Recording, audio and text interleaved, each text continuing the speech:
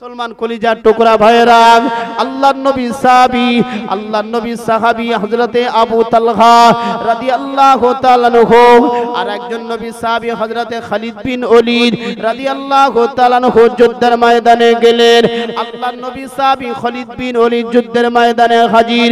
বেঈমানেরা ওলীদকে দেখে বলে, ওরে আমল করে বন্ধুরা শুনে রাখ, নবী মুহাম্মাদের সৈন্য এসেছে ওলীদ বিন খালিদ, ওর সঙ্গে মোকাবেলা করা যাবে না, কারণ ওর গায়ে এত ক্ষমতা।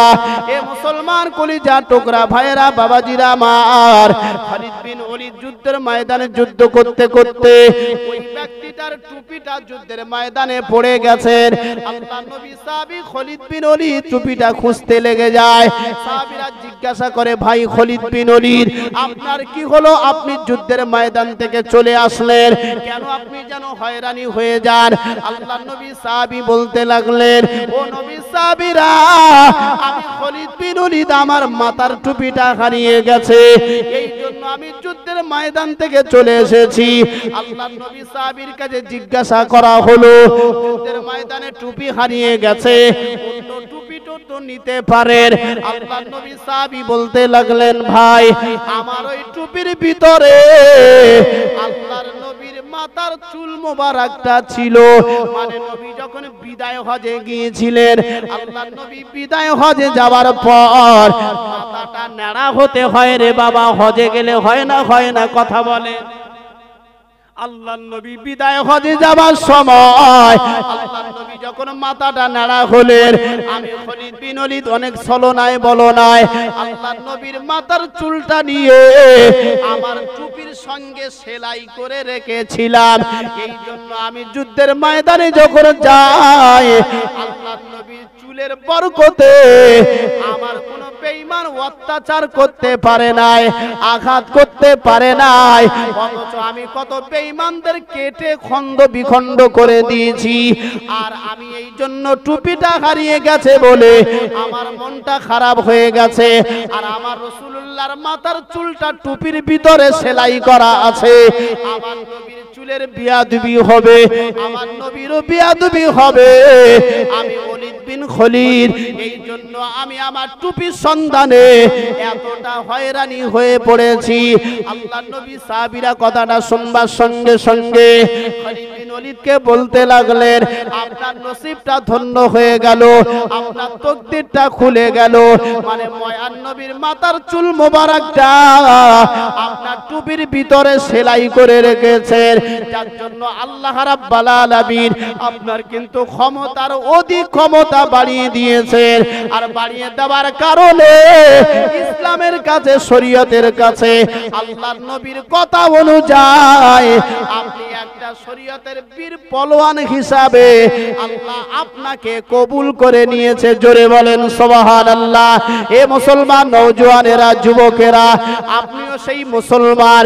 আপনার কাছে নবীর একটা সুন্নাত যখন আসবে, ওই সুন্নাতটা যদি নবীর চুলটা নিয়ে সম্মান খালিদ বিন ওলীদ দিতে পারে, আপনি যদি মনে করেন আমি নবীর উম্মত, এই সুন্নাতটা আমার কাছে চুলের মতো সম্মান, এই সুন্নাতটা যদি আপনি জিন্দা করতে পারেন, নবী বললেন, আল্লাহর নবী শুনিয়ে দিলেন, আল্লাহর নবী জানিয়ে দিলেন হাদিস শরীফের ভিতরে, মান আহাব্বা সুন্নতি ফাকাদ আহাব্বানি। আল্লাহর নবী বললেন, লা ইউমিনু আহাদুকুম হাত্তা আখুনা আহাব্বা ইলাইহি মিন ওয়ালিদিহি ওয়া ওয়ালাদিহি ওয়ান নাসি আজমাইন। আল্লাহর নবী বললেন, যারা আমাকে মোহাব্বত করবে, ভালোবাসবে, তবে ভালোবাসার কোয়ালিটি হলো তাদের বাপ আর তাদের মা, তাদের সন্তান, তাদের টাকা পয়সা অপেক্ষা আমি নবী আমাকে ভালোবাসা দিতে হবে। আমাকে ভালোবাসা দিলে আমি নবী কথা দিলাম, মায়া করে, আদর করে আমি নবী হাউজে কাউসারের পানি পান করিয়ে আমার সঙ্গে জান্নাতে নিয়ে যাব। আল্লাহর নবী গ্যারান্টি হিসাবে হাদিসে পাকে জানিয়েছেন। জোরে বলেন সুবহানাল্লাহ। সাহাবী খলিদের দিয়ে বোঝালাম, তো আপনার কাছে রাসূলের সুন্নাত আছে, চুল তো পাবেন না, পাবেন। নবী বলছেন চুলের মতোই ভালোবাসো। কি নারী আর কি পুরুষ, কি নারীর জন্য রাসূলের সুন্নাত নাই? না নাই? নামাজ পড়া সবার জন্য ফরজ না ফরজ না? সবার জন্য ফরজ না? নারী আর পুরুষ সুন্নাত রাসূলুল্লাহ মানাটা নারী আর পুরুষ সবার জন্য ফরজ। ফরজ না ফরজ না?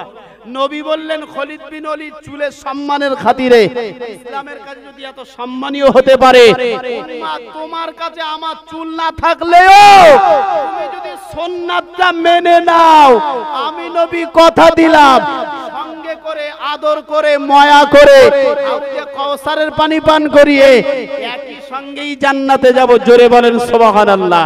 এ মুসলমান বাবাজি ভাইরা আমার, আল্লাহর নবী সাল্লাল্লাহু আলাইহি ওয়াসাল্লামের আরেকটা হাদিস আপনাদের কাছে বলি। আল্লাহর নবী তিনি দুনিয়ার বাদশা জানিয়ে দিলেন, আল্লাহর নবী শুনিয়ে দিলেন, ক্বালান নবিয়্যু সাল্লাল্লাহু আলাইহি ওয়াসাল্লাম ইন্নামাল মুমিনুনা, আল্লাহর নবী বললেন আখলিস দীনাকা ইয়াকফিকাল আমালিল কলিল আও কামা ক্বালা আলাইহিস সালাতু ওয়াস সালাম। এই উম্মতেরা শুনে রেখে দাও, আমি নবী জানিয়ে দিলাম, আমি রাসূল জানিয়ে দিলাম, তোমরা অল্প ইবাদত করবে, তোমাদের ইবাদত বেশি করা লাগবে না, তবে ইবাদতটা যেন সাকসেসফুল হয়, পাওয়ার ওয়ান হয়। পাওয়ার ওয়ান হলে পরে তোমাদের ইবাদতটা আমার আল্লাহ কবুল করে নেবে। এবারে বাস্তব কথা শোনেন রে বাবা, এই জায়গায় এটা 25 পাওয়ারের বাল্ব, 10 পাওয়ারের বাল্ব আপনি লাগিয়ে দিলেন, 10টা লাগিয়ে দেওয়াটা আর একটা 25 পাওয়ারের বাল্ব লাগিয়ে দিলেন, তাহলে কোন পাওয়ারের কোন বাল্বের পাওয়ারটা বেশি বাবা বলবেন? ও মুসলমান, একটা মানুষ তাহাজ্জুদ পড়ে, রোজা রাখে, নামাজ পড়ে, দান করে, তার দানের অভাব নাই, তার সবকিছু ভালো, ইবাদতও ভালো, তবে ইবাদতটা সাকসেসফুল ইবাদত করে না। মানে নামাজ পড়ে খালি মসজিদে ঠোকে আর বেরিয়ে আসে, মানে বুঝতে হবে দান করে লোক দেখানো দান করে, আসলে আল্লাহর খুশির জন্য দান করে নাই, আল্লাহর রাজির জন্য দান করে নাই, আল্লাহর খুশির জন্য নামাজ পড়ে নাই, অথচ নামাজ পড়ে। মানে বুঝতে হবে রে বাবা, নামাজের মতো যদি নামাজ না হয়, দানের মতো দান যদি না হয়, নবী বললেন আখলিস দীনাকা ইয়াকফিকাল আমালিল কলিল, তোমার ওই ইবাদত আল্লাহ নেবে না, ওই কোরআন তেলাওয়াত নেবে না, ওই দান খায়রাত নেবে না, তবে তোমার নামাজ পড়তে হবে। তাহাজ্জুদ যদি তুমি না পড়ো গুনাহ হবে না, নফল যদি না পড়ো গুনাহ হবে না, তবে ফরজ নামাজটা তুমি ফরজের মতোই পড়ো।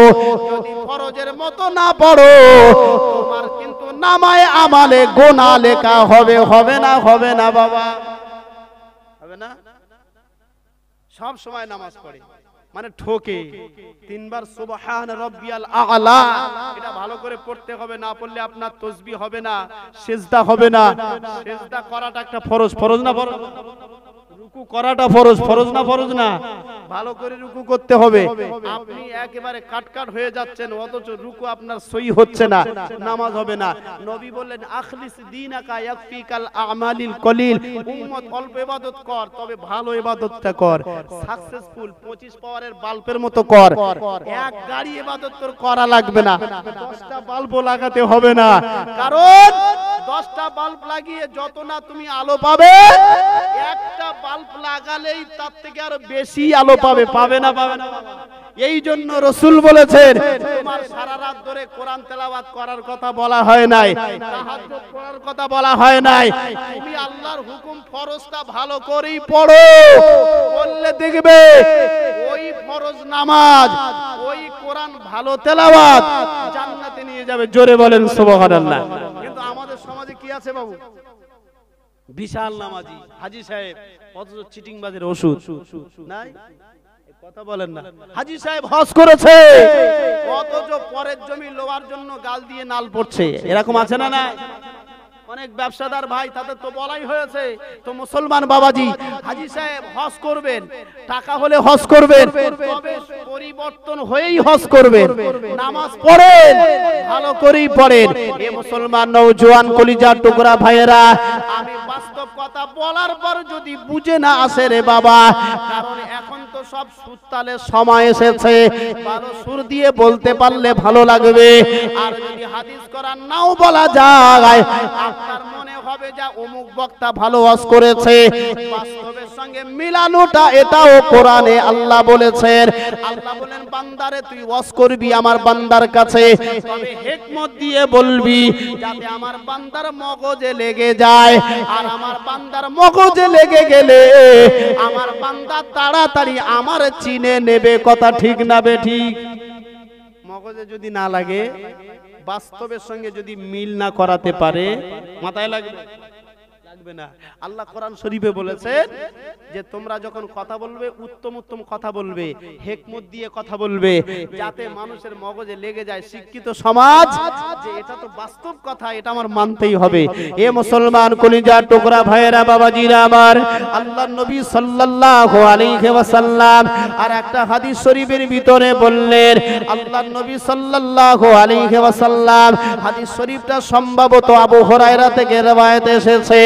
এ মুসলমান মানুষ যখন মারা যায়, মানুষ মারা যাবার পর দেখতে পাওয়া যায় মানুষের কিন্তু চক্ষুটা খোলা থাকে, কিছু মানুষের থাকে না বাবা। কিছু মানুষ আমলা আমলা চেয়ে থাকে। ব্যাপারটা কি? মরে যাবার পর চক্ষুটা খোলা থাকে, এর কারণটা কি? এ মুসলমান রাসূলুল্লাহ সাহাবী আবু হুরায়রা থেকে বর্ণিত আছে। কলিজার টুকরা ভাইরা, হাদিসটাও কোথায় আছে বলে দিতে পারি আপনাদের। সম্ভবত বুখারীতে আছে, মুসলিম শরীফেতে আছে। এ মুসলমান নওজওয়ানেরা, আল্লাহর নবী সাহাবী আল্লাহর নবীর কাছে জিজ্ঞাসা করলেন, ইয়া রাসূলুল্লাহ, ইয়া হাবিবাল্লাহ, ইয়া রাসূলুল্লাহ, ইয়া হাবিবাল্লাহ, হুজুর যখন মানুষ মারা যায় কি ব্যাপার, কিছু মানুষের চক্ষুটা খোলা থাকে কেন, কারণটা কি বলবেন? আল্লাহর নবী বলতেন, ও সাহাবায়ে কেরামেরা শুনে রেখে দাও, মানুষের কাছে যখন আজরাইল হাজির হয়ে যায়, আজরাইল হাজির হয়ে যাবার পর আজরাইলকে দেখেও আশ্চর্য হয়ে যায়, বোকা হয়ে যায়। কারণ আজরাইল তো শুনেছি, কিন্তু আজরাইল না একই আজদেহ মানুষ। এই ভয়ে সন্ত্রস্ত হয়ে ওর চক্ষুটা এমন করে বেরিয়ে যাওয়ার মতো হয়। এবারে বাস্তব কথা নেন রে বাবা, বাস্তব শোনেন। ও মুসলমান কলিজার টুকরা ভাইয়েরা, আপনার সামনে ধরেন একটা অ্যাক্সিডেন্ট হলো, অ্যাক্সিডেন্ট মানে অ্যাক্সিডেন্টটা সঙ্গে সঙ্গে মৃত্যুই পতিত হলো, সঙ্গে সঙ্গে ডেড হয়ে গেল। আপনি কিন্তু গাড়ির ভিতরে আছেন, যেন ফেলফেল করে তাকিয়ে আছেন। ব্যাপার 2 মিনিটের ভিতরে একটা মানুষের অ্যাক্সিডেন্ট হবার পর সেই মানুষটা মারা গেল, আর আপনি কেন ফেলফেল করে তাকিয়ে আছেন? যেন হতভম্ব হয়ে গেছে, বোকা হয়ে গেছে। হয় না বাবা? কি আশ্চর্য, 2 মিনিটই মানুষটা মারা গেল। ওর গায়ে হাত, এই কই রে, এদিকে খেয়ালটা কর। ওরে না, দেখছি, আমার চিন্তাটা ওইদিকে ছিল। হয় না বাবা?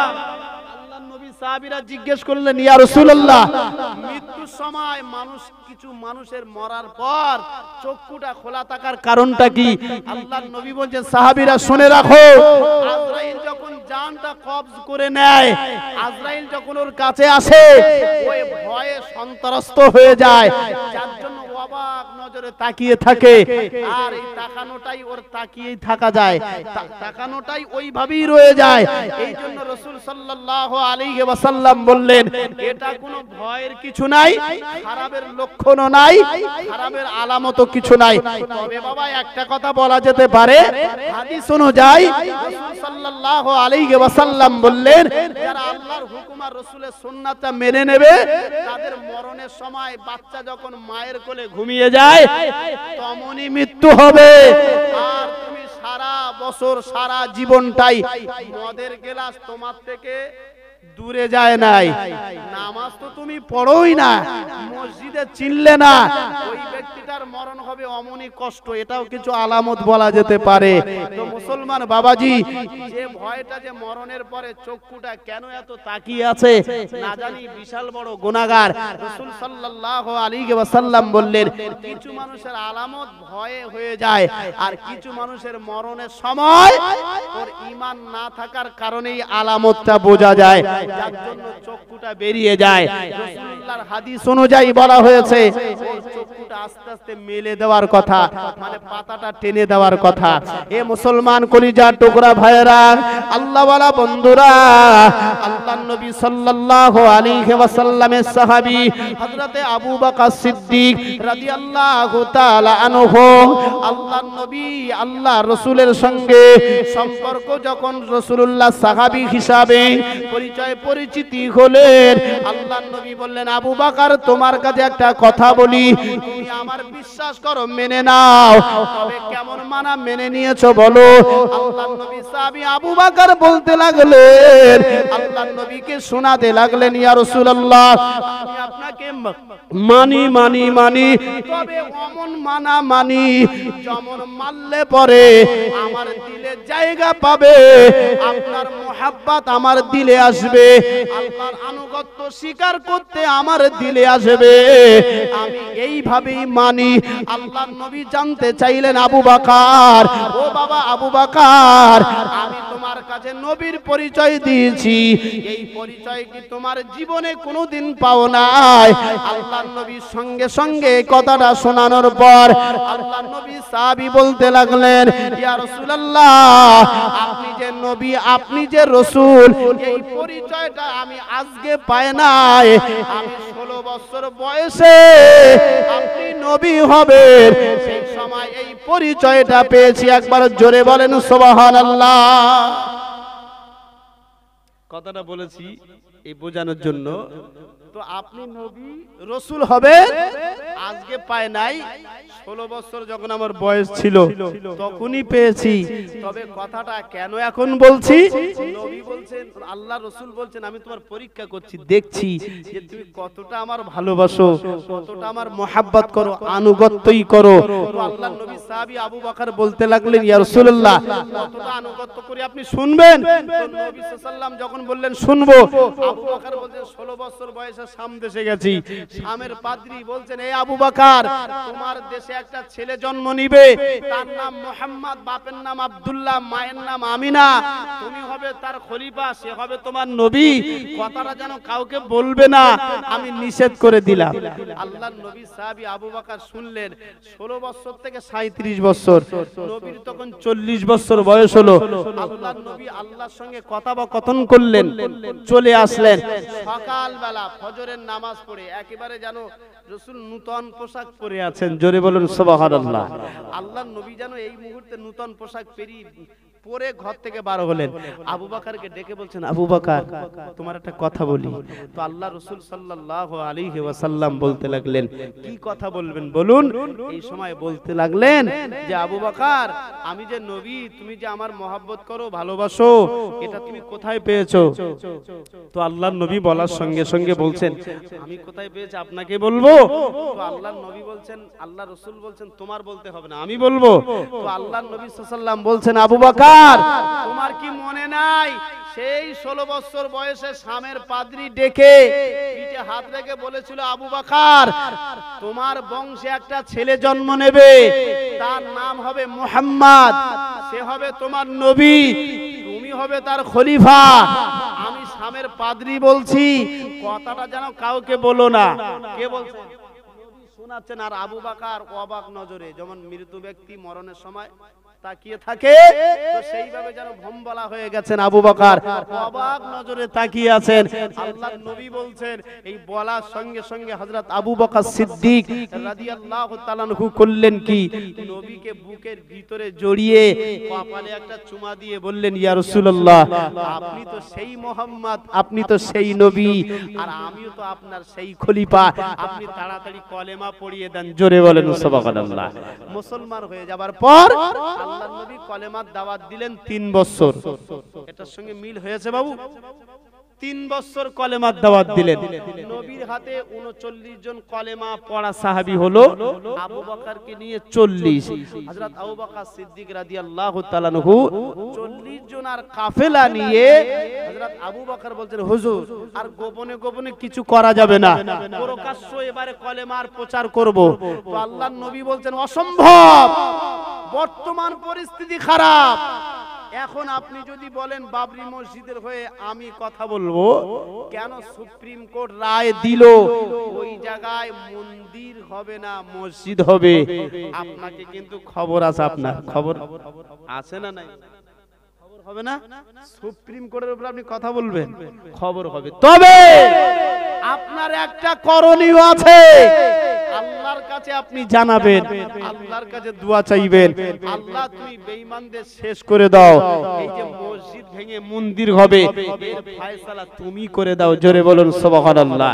তো সেই মুহূর্তে সেই রকম পরিস্থিতি ছিল। আল্লাহর নবী সাহাবী হযরত আবু বকর সিদ্দিক রাদিয়াল্লাহু তাআলা আনহু এমত অবস্থায় করলেন কি, বিশ্বনবী সাল্লাল্লাহু আলাইহি ওয়াসাল্লাম সাহাবীদের সামনে আর বিশ্বনবীকে নিলেন পিছনে, যাচ্ছে বাইতুল্লাহর উপরে, মানে হাতিমে কাবা যাকে বলা হয়, সাহাবীদের নিয়ে আল্লাহর নবী সাল্লাল্লাহু আলাইহি ওয়াসাল্লাম ওই কাবা শরীফের উপরে দাঁড়িয়ে বেঈমানদের দিকে লক্ষ্য করে বলছেন, এই মক্কার মানুষেরা এই নবীকে দেখে নে। আল্লাহর নবীকে বলছেন, এরা দেখে নে, মুহাম্মদকে দেখে নে, ইনি বলেন আমাদের নবী, আর আমি আবু বকর এই মানুষের হাতে হাত দিয়ে কলেমা পড়েছি, তোরাও সবাই কলেমায়ে লা ইলাহা ইল্লাল্লাহ মুহাম্মাদুর রাসূলুল্লাহ সাল্লাল্লাহু আলাইহি ওয়াসাল্লাম তোরাও পড়ে নে। জোরে বলেন সুবহানাল্লাহ। বলার সঙ্গে সঙ্গে বেঈমানেরা পুরো বিষের মতো জ্বলে গেছে, আগুনের মতো ফিনকি দিয়ে উঠেছে। এমন অবস্থায় ওই বেঈমানদের ভিতরে একজন ছিল রাবিয়া বিন উতবা। রাবিয়া বিন উতবা কোথায় ছিল, আচারকে ছুটে এসে বলছে, আবু বকর তোর কলেমা তুই বন্ধ কর, যদি বন্ধ না করিস আমি রাবিয়া বিন উতবা কথা দিলাম তোর কলেমা আমি বন্ধ করে দেব। সঙ্গে সঙ্গে বেঈমান হতভাগা আল্লাহর নবী সাহাবী হযরত আবু বকরের বুকে আর একটা মুখে ঘুষি মেরে দিয়েছেন। আল্লাহর নবী সাহাবী আবু বকর ওই জায়গায় বেহুশ হয়ে পড়ে গেলেন। আল্লাহর নবীকে নিয়ে সাহাবীরা ধরাধরি করে সবাই চলে গেছে। আবু বকর বাইতুল্লাহর কিনারায় পড়ে আছেন, কাবা শরীফের ভিতরে ঠাকুর। মুসলমান বাবাজি খুব ইতিহাস তাফসীর থেকেই বলছি, এমন তো অবস্থায় দেখতে পাওয়া গেল আবু বকরের বুড়ি মায়ের কাছে সংবাদটা পৌঁছে গেছে। আবু বকরের বুড়ি মা বলতে লাগলেন, ওরে মক্কার বেঈমানেরা, ওরে মক্কার মানুষেরা, আমার ছেলে তো তোদের পাকা ধানে ময় দেই নাই, আমার ছেলে তো তোদের অসুবিধা কিছু করে নাই, নইলে মুহাম্মাদের কাছে কলেমা পড়েছে, মুহাম্মাদের হাতে হাত দিয়েছে, তাতে তোদের ক্ষতি কোথায়? কিন্তু আমার ছেলেকে মারলি কেন বল? বুড়ি মা ছুটে ছুটে আসছে আর হাতে এক গ্লাস দুধ নিয়ে ছেলেকে খাওয়াবে। এ মুসলমান নওজওয়ানেরা, হাদিস শরীফের ভিতরে পাওয়া যায় আল্লাহর নবী সাল্লাল্লাহু আলাইহি ওয়াসাল্লামের সাহাবী হযরত আবু বকর সিদ্দিক রাদিয়াল্লাহু তাআলা আনহু, আবু বকরের বুড়ি মা এমত অবস্থায় ছেলের মাথার দ্বারে হাজির। এ বাবা আবু বকর, আবু বকর, আবু বকর, আমি তোর বুড়ি মা তোর যন্ত্রণার কথা শোনার সঙ্গে সঙ্গে আমার কলিজায় জ্বালা শুরু হয়ে গেছে, আমার যন্ত্রণা শুরু হয়ে গেছে, আমি আর সইতে পারলাম না রে বাবা, আমি তোর জন্য গরম দুগ্ধ এনেছি, তোর জন্য গরম দুগ্ধ এনেছি, তুই এই গরম দুগ্ধটা পান করে নিয়ে তোর যন্ত্রণাটা তুই নিবারণ করে নে। এ মুসলমান কলিজা টুকরা ভাইরা বাবাজিরা আমার, আল্লাহর নবী সাহাবী হযরত আবু বকর সিদ্দিক বেহুশ অবস্থায় পড়ে আছে, মায়ের কথা শুনতে পায় নাই, কি বলবে তিনিও বলতে পারেন নাই। আর আবু বকরের বুড়ি মা বারে বারে বলে, আবু বকর কথা বলে নাই, কথা বলে নাই। আবু বকরের বুড়ি মা ভাবছে ছেলে মারা গেছে, মারা গেছে, মারা গেছে, ছেলে আর জমিনে নাই, দুনিয়ার জমিনে নাই। ও মুসলমান কলিজার টুকরা ভাইরা, আমি কারণ এই কথাটা বলার জন্য কেন বলছি, বোঝানোর জন্য। বিশ্ব নবী দিবস উদযাপিত মাহফিলে আমার নবীর ভালোবাসা মহাব্বত খালি ভালোবাসা ছিল না, নবীর ইত্তেবার সঙ্গে ভালোবাসাটা ছিল। নবীর ভালোবাসাটা কতটা দেখেন, আবু বকরের হুঁশ ফিরে এলো, আসার পরে মাকে বলছে, মা ও বুড়ি মা, বুড়ি মা, বুড়ি মা, ও জনম দুঃখিনী মা, তোমার বয়স হয়ে গেছে মা, তুমি আমার মহব্বতে দুধ নিয়ে ছুটে এসেছো আমার খাওয়ানোর জন্য, তবে আমি তোমার কাছে একটা আবদার করি মা, আমার নবী কোথায়, আমার রাসূল কোথায়, মুহাম্মদ কোথায়, মুহাম্মদ কার বাড়ি গেছে, এই সংবাদটা যদি তুমি আমাকে দিতে পারো, আমি তোমার ছেলে আবু বকর আমার দুগ্ধ পান করাতে হবে না, আমি আবু বকর এক কথায় কমপ্লিট সুস্থ হয়ে যাব। জোরে বলা যায়, কিছুই পান করাতে হবে না। তো আল্লাহর নবীর সাহাবী আবু বকরের বুড়িমা একেবারে যেন আনন্দে ভরে গেছে, আমার ছেলে জীবিত আছে, আমার ছেলে তো মরে নাই। এবারে আবু বকরের বুড়িমা কলেমা পড়েছিল না পড়েনি বাবা, এটাও জেনে নেন। আবু বকরের মা কলেমা পড়ে নাই, ছেলে কলেমা পড়েছে। এখন বর্তমান সময় দেখলে দেখা যায় অনেক ছেলেরা আছে মায়ের কাছে আবদার করে, মা মা মা আমি একটু ইমাম সাহেবের কাছে কোরআন শরীফ শিখতে যাব। অনেক মা বলে, ওরে ছেলে তো সামনে মাধ্যমিক উচ্চ মাধ্যমিক পরীক্ষা, তোর কিন্তু কলেমা শিখতে যেতে হবে না, কোরআন শিখতে যেতে হবে না, হবে না, হবে না, কারণ তুই মাধ্যমিক পরীক্ষার জন্য তোকে পরিস্থিতি এমন করে নিতে হবে, তোকে এমন করে সাজতে হবে, নইলে তুই ফেল করে যাবি। এ মুসলমান কলিজার টুকরা ভাইয়েরা বাবাজিরা, এই কথাটা এখন বর্তমান সময়ের পরিস্থিতি অনুযায়ী অনেক মা সন্তানদের বলে না, বলে না, কথা বলেন বলে বাবা। হাদিসটা বলেছি, ক্বালান নবী সাল্লাল্লাহু আলাইহি ওয়াসাল্লাম, আল্লাহর নবী বললেন, খায়রুকুম মান তাআল্লামাল কুরআন ওয়া আল্লামা। সবথেকে বড় কথা হলো যে নিজে কোরআন শিখলো, অপরকে কোরআন শেখার কথা বললো, যে এমন করে একটা দোয়া শিখলো, অপরকে দোয়া শেখার কথা বললো, শেখালো। আল্লাহর নবী বললেন, ওই ব্যক্তিটা আল্লাহর কাছে উত্তম। হে মুসলমান, তুমি তো মা, তোমার তো কর্তব্য ছিল, দায়িত্ব ছিল তোমার ছেলেটাকে আরো বেশি বেশি বলা, আমার ছেলে তুই কোরআন শিখতে যাবি, তুই কোরআন পড়তে যাবি, কলেমা শিখতে যাবি, আমি তোর মা তোর জন্য অনুমতি দিলাম, ইজাজত দিলাম, তুই যা ইমাম সাহেবের কাছে কোরআন শরীফটা শিখে আয়। এই কথাটা বলার দরকার ছিল না, ছিল না বাবা। অথচ খবরদার, সামনে উচ্চ মাধ্যমিক পরীক্ষা, ফেল করে যাবি, এখন কোরআন শিখতে হবে না। এ মুসলমান নওজোয়ানেরা, যুবকেরা, এই জায়গায় দেখলে দেখা যায়, বোঝা যায়, ও মুসলমান আল্লাহ ওয়ালা ভাইরা, আল্লাহর নবী সাল্লাল্লাহু আলাইহি ওয়াসাল্লাম হাদিস শরীফের ভিতরে বললেন, আল্লাহর নবী শুনিয়ে দিলেন, আল্লাহর নবী আমার সাহাবায়ে কেরামদের কাছে যখন আলোচনা করতেন, আল্লাহর নবী সাহাবীদের নিয়ে গোল করে বসে যেতেন, আল্লাহর নবী সাহাবীদের কাছে বলতেন, এ সাহাবায়ে কেরামেরা, আমি নবী জানিয়ে দিলাম, আমি রাসূল শুনিয়ে দিলাম, আমি যে কথাগুলো বলছি এই কথাগুলো তোমরা তোমাদের দিলের কান দিয়ে শুনে নাও, দিলের অন্তর দিয়ে শুনে নাও, আর তোমরা জবানে জবানে মুখস্থ করে নাও, কারণ আমি নবী সারা জীবন দুনিয়ায় থাকবো না, আমি নবী সারা জীবন দুনিয়ায় থাকবো না, আমি নবী আমিও বিদায় নেব। আমার পূর্বে অনেক নবী এসেছিল, তারাও বিদায় নিয়েছে, আমি নবী আমিও বিদায় নেব।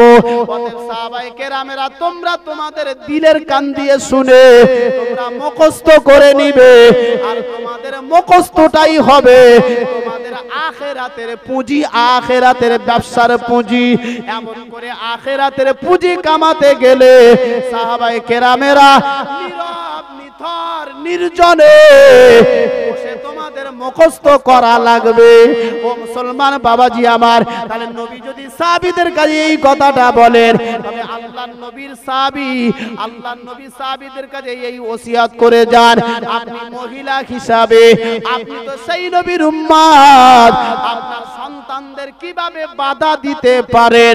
তবে মুসলমান বাবাজি ভাইয়েরা আমার, ওই মায়েটার কর্তব্য ছিল, দায়িত্ব ছোটা ছিল, ওই ছেলেটাকে আগে বলা, ওরে বাবা যা যা যা, ইমাম সাহেবের কাছে কোরআন শরীফটা শিখে নে, ইমাম সাহেবের কাছে কোরআনটা পড়া শিখে নে, তুই যদি কোরআনটা পড়া শিখতে পারি, আমি তোর মা বলে দিলাম তোর জন্য আমি একটা বড় প্রাইজ রেখে দিয়েছি, যেদিনকে কোরআন শিখে বাড়ি আসবি ওই প্রাইজটা তোর হাতে তুলে দেব। জোরে বলেন সুবহানাল্লাহ। তাহলে তো আপনি নবীর উম্মতি হিসাবে গণ্য হবেন, কথা ঠিক না বেটি? আর নইলে মাও গান বলছে আর ছেলেও গান বলছে মায়ের সঙ্গে, বলছে না? বলছে না? একটু দরুদ শরীফ পড়েন, আল্লাহুম্মা।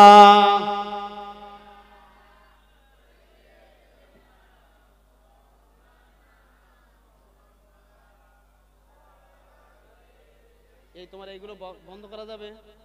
বড়গুলো পুরো বন্ধ করে দাও, ওই দূরে চালাও না। ব্যাসটা তুমি জিরো করেছো। একবার দেখা দাও যদি ও গো মদিনাওয়ালা, একবার দেখা দাও যদি ও গো মদিনাওয়ালা, হাসি মুখে পরাবো তোমার হাজার ফুলের মালা।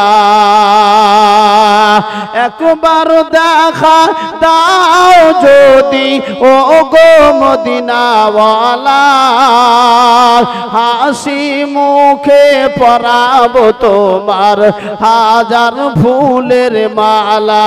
বলো বলো ইয়া রাসূলুল্লাহ, ইয়া হাবিবাল্লাহ, ইয়া রাসূলুল্লাহ, ইয়া হাবিবাল্লাহ। গোলাপ নিলাম, গাধা নিলাম, নিলাম রজনীগন্ধা, মনের সুখে গেতেছি মালা সকাল থেকে সন্ধ্যা। গোলাপ নিলাম, গাধা নিলাম, নিলাম রজনীগন্ধা, মনের সুখে গেতেছি মালা সকাল থেকে সন্ধ্যা। নারে তাকবীর, নারে তাকবীর। হলুদ ফুলকে প্রশ্ন করি তুমি রংটি কোথায় পেলে, মায়ার নবীজির নূরানি চেহারা হলুদ ছিল বলে। তাকবীর দেবে না? নারে তাকবীর। নবীর কেমন চেহারা ছিল? হলুদ, কাঁচা হলুদ। কেমন চেহারা? কাঁচা হলুদ। কাঁচা হলুদ দেখতে ভালো না খারাপ? আল্লাহু আকবার। নবীর চেহারায় আম্মাজান আয়েশার ঘরে যখন যেতে আমার কথাগুলো ভেরিফাই করবে, যাচাই করবে, তবে বাবু মাইকের সঙ্গে পরিস্থিতি অনুযায়ী মিলাদ হয়। হয় না? হয় না? মাইক হবে, শ্রোতার পরিস্থিতি ভালো হবে, আপনাদের মনটা খুব উদ্বেগ ভালো। আলহামদুলিল্লাহ, মানে সিংহের মতো তাকিয়ে আছেন। রাসূল বললেন সাহাবীরা তোমরা সিংহের মতো বেচো। কিসের মতো? সিংহের মতো, ভেড়া কুকুরের মতো বেচো না। মানে যা বলবে হ্যাঁ, সুদ খাবি তো খাবো, অসুবিধা নাই, এমন বেচো না। সিংহের মতো বাঁচো, মৃত্যু হয়ে যাক তওবি আচ্ছা, কিন্তু শরীয়তের কাছে, শরীয়তের বাইরে যেন মাথা নিচু করে দিও না। বাংলাদেশে আমি এই পর্যন্ত 7 বার যাতায়াত হয়ে গেছে, আল্লাহর কসম। আবার এই ডিসেম্বর মাসের 25 তারিখে যাব। মানে হলো আল্লামা সাঈদীকে আপনারা সব জানেন না? জানেন না? বর্তমান জেলে আছে। উনি বলছেন আমার সময়টা আল্লাহ যে কদিন ডেকেছে থাকবো। তবে বাবু একটা কথা, আমি কিন্তু নত স্বীকার করে কোরআনের অপমান করে গদিতে বসতে চাই নাই। গদি থাক, গদি চলে যাক, যতই কষ্ট হোক, মরণের সময় যেন আল্লাহকে বলে যেতে পারি আল্লাহ আমি তোমার ইসলামের উপরে, কোরআনের আইন অনুযায়ী, শরীয়তের উপরে আমি সাঈদী আমার জীবনটা জেলের ভিতরে কেটেছে। আল্লাহ এই আশাবাদী হই আমি দুনিয়া থেকে যেতে চাই। যেহেতু আল্লামা সাঈদী এমন একটা মানুষ আমি বাংলাদেশে গিয়ে শুনেছি, ওনার মতো পরেশগার মানুষ খুবই কম দেখা যায়। কারণ ওনার কথাটা লক্ষ লক্ষ মানুষ শ্রবণ করে, যেই শ্রবণ করে সেই কাঁদে, যেই শোনে সেই কাঁদে। কথা ঠিক না বেটি? ক্যাসেট শুনবেন নিরালা নিরালা নির্জনে, দেখবেন আপনার চোখ দিয়ে আপনি পানি আসবে। তো আমার মুসলমান বাবাজি, এই জন্য বলছি, রাসূল বললেন সাহাবায়ে কেরামদের, বাবা সাহাবীরা তোমরা সিংহের মতো বেঁচো, ভেড়া কুকুরের মতো যেন বেঁচে থাকার আশা করো না। কারণ আল্লাহর নবী বলেন আদ-দুনিয়া সিজনুল মুমিনিনা ওয়া জান্নাতুল লিকাফিরিন। নবী বললেন মুমিনদের দুনিয়াটা হবে কয়দিখানা, এটাও তুমি মাথায় রেখো। তুমি যখন মুসলমান প্রকৃত ঈমানদার হবে, তোমার সামনে অনেক ব্যাঘাত আসবে, অনেক মুসিবত আসবে, অনেক যাত্রা আসবে, নাটক আসবে, সেইগুলো তুমি থেকে এড়িয়ে যেও। এখন মুসলমানদের কাছে যাত্রা নাটক দেখা যাচ্ছে না, যাচ্ছে না? এই কথা বলে না, যাচ্ছে না, যাচ্ছে না? আমি কি একটু ঘুরিয়ে দেব না উন্নয়স করব, না এইভাবেই বলবো? তো মুসলমান বাবাজি, হ্যাঁ না একটু পানি দেন। তো কলিজার টুকরা ভাইরা, যে কথাটা বলছিলাম, কোন কথা বাবু ভুলে গেছে? পিছনে কি বলছিলাম? সে তো রাসূলুল্লাহর হাদিস। সাহাবী আল্লাহর রাসূল সাল্লাল্লাহু আলাইহি ওয়াসাল্লামের সাহাবীরা বীর পলোয়ানের মতো বেঁচেছেন, তাই না বাবু? একজন সাহাবী নবী দেখাচ্ছেন, ও সাহাবী আলী রাদিয়াল্লাহু তাআলা আনহু, দেখো না ওই মানুষটা জাহান্নামী। তো হযরত আলী অবাক হয়ে গেলেন, ব্যাপারটা কি? নবী সাল্লাল্লাহু আলাইহি ওয়াসাল্লাম কেন বললেন জাহান্নামী? কেন বললেন জাহান্নামী? তো আল্লাহর নবী সাল্লাল্লাহু আলাইহি ওয়াসাল্লাম বলার পর হযরত আলী মনটা খারাপ হয়ে গেল, যে এত ইসলামের জন্য, কোরআনের জন্য যুদ্ধ করছে, আর নবী কেনই বা বললেন জাহান্নামী? দেখা যাক নবীর কথাটা কোথায় যায়। তো আল্লাহর নবী সাহাবী অবাক নজরে তাকিয়ে থাকলেন। দেখতে পাওয়া গেল ওই সাহাবীটা বেঈমানদের অনেক ক্ষত বিক্ষত করে দেওয়ার পর শেষমেশ অবশেষে যখন একজন বেঈমান সাহাবীটার ঘাড়ে মেরে দিয়েছে অস্ত্র, সাহাবী জমিনে পড়ে গেলেন। যাবার পর নিজের যন্ত্রণা সইতে না পেরে নিজের হাতে অস্ত্র ছিল, বুকে সরাসরি মেরে দিয়েছে। আল্লাহর নবী সাল্লাল্লাহু আলাইহি ওয়াসাল্লাম এবারে আলীকে ডেকে বলছেন, আলী, আমি যখন বলেছিলাম ওই ব্যক্তিটা জাহান্নামী, তোমার মনে কিন্তু এসেছিল, দেখো জাহান্নামী যাওয়ার পরিণামটা দেখো। আল্লাহর নবী সাহাবী আলী বলছেন, ইয়া রাসূলুল্লাহ, আমার বুঝে এসেছে। কেন? যে আমি প্রথমে কিন্তু করেছিলাম। নবী বললেন, আল্লাহ রাসূল বললেন, যারা নিজের জীবনটা আত্মহত্যা করে শেষ করে দেয়, ওই ব্যক্তিটাই হলো জাহান্নামী। ওই যুদ্ধ করছিল ভালো, শেষমেশ ধৈর্য হারিয়েই ওর জীবনটা আত্মহত্যা করে দুনিয়া থেকে বিদায় নিতে চাইছে। আল্লাহর নবী সাল্লাল্লাহু আলাইহি ওয়াসাল্লাম এই সময় বলেছিলেন, সাহাবীরা তোমরা বাঁচবে, বীর পলোয়ানের মতো বাঁচবে, সিংহের মতো বাঁচবে, ভেড়া কুকুরের মতো যেন বেঁচে দুনিয়াদারি করো না। এ মুসলমান, আল্লাহর নবী বললেন, আল্লাহর রাসূল জানালেন, ক্বালান নবিয়্যু সাল্লাল্লাহু আলাইহি ওয়াসাল্লাম, আল্লাহর নবী বললেন, আদ-দুনিয়া সিজনুল মুমিনিনা ওয়া জান্নাতুল কাফিরিন। এ সাহাবায়ে কেরামেরা, আমি নবী জানিয়ে দিলাম, আমি নবী শুনিয়ে দিলাম, তোমরা যখন কলেমা পড়বে, তোমাদের সামনে কত যাত্রা আসবে, তোমাদের সামনে কত এমন করে শরীয়তের গরখেলাপি আসবে। মানে হলো, তুমি যার সঙ্গে বন্ধু বানালে, যার সঙ্গে দোস্ত বানালে, তোমার বন্ধুটা তোমার সামনে দিয়ে যাত্রা দেখতে যাবে, তোমার দোস্তটা ন্যাংটো নাচ দেখতে যাবে, কিন্তু তোমার মনে মনে আফসোস হবে, আমি কি একটু ন্যাংটা নাচ দেখতে পারবো না, আমি কি যাত্রা দেখতে পারবো না? নবী বললেন, না না না, তুমি তো কলেমা পড়েছো, ঈমান এনেছো, তোমার জন্য ওই যাত্রা দেখাটা হারাম। তোমার বন্ধু যাবে কিন্তু তুমি যাবে না।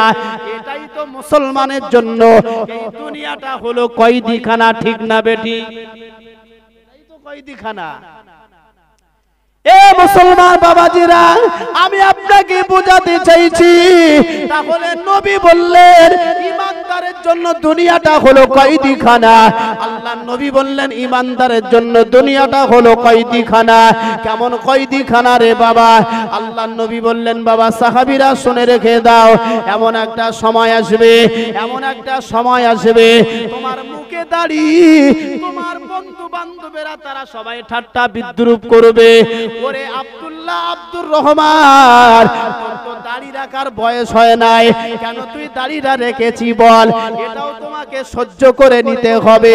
আল্লাহর নবী বললেন সাহাবীরা এমন একটা সময় আসবে, সাহাবীরা শুনে রাখো, আমি নবী জানিয়ে দিলাম মুমিনের জন্য এত কষ্টকর হয়ে যাবে। 30 বছরের যুবক, 30 বছরের নওজোয়ান তরুণ ও নামাজ পড়তে যাবে, ওর বন্ধু বাধা দেবে, ওরে না না না এখন নামাজ পড়ার সময় হয় নাই, তুই চনা বেড়াতে যায়।